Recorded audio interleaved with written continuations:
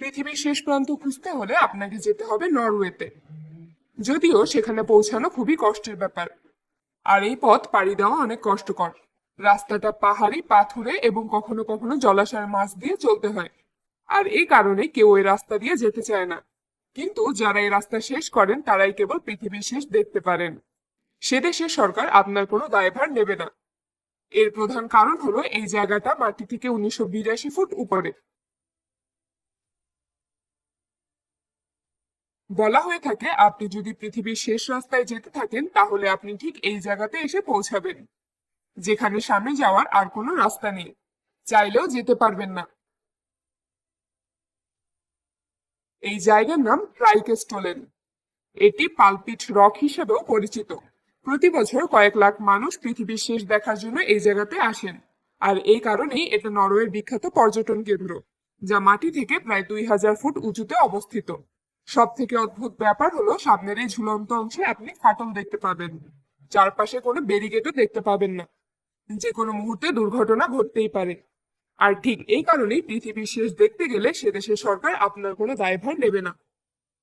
আপনি জানলে অবাক হবেন, এই জায়গা নিয়ে মানুষের এত কৌতূহল যে এখানে বাতাস বোতলে ভরে বিক্রি করা হয়। বলা হয় পৃথিবীর শেষ প্রান্তের বাতাস সব থেকে বিশুদ্ধ। আর এই কারণে সেখানকার 8 লিটার শুদ্ধ বাতাসের দাম প্রায় 1500 টাকা।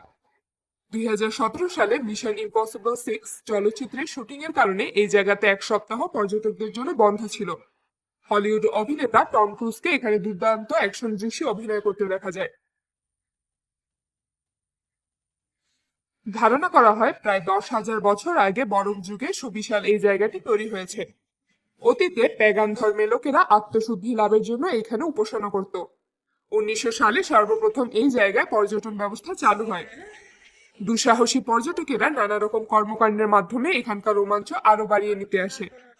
তারা base jumping, wingsuit, rope walking, cliff hanging বা ফ্রি হ্যাঙ্গিং এর মতো নানান ধরনের অ্যাকশন স্পোর্টস করে থাকেন। সাম্প্রতিক সময়ে একাধিক পপ কালচারের মাধ্যমে বিশেষ এই প্রাকৃতিক জায়গাটি জনপ্রিয় হয়ে উঠেছে। আর এটাই পৃথিবীর সবচেয়ে শ্বাসরুদ্ধকর ভিউ পয়েন্ট। তবে বিজ্ঞানীরা মনে করেন পৃথিবী যেহেতু গোলাকার সেহেতু পৃথিবীর শেষ পয়েন্ট বলে কিছু নেই। আমরা যাকে শেষ পয়েন্ট হিসেবে মনে করি তা কেবল ওই জায়গার শেষ পয়েন্ট। এমন আরো শেষ পয়েন্ট পৃথিবীতে থাকতে পারে। কিন্তু তারপরেও প্রতি বছর কয়েক লাখ মানুষ জীবনের ঝুঁকি নিয়ে হলেও পৃথিবীর শেষ প্রান্ত হিসেবে নরওয়ের পালপিট রক দেখতে যায়।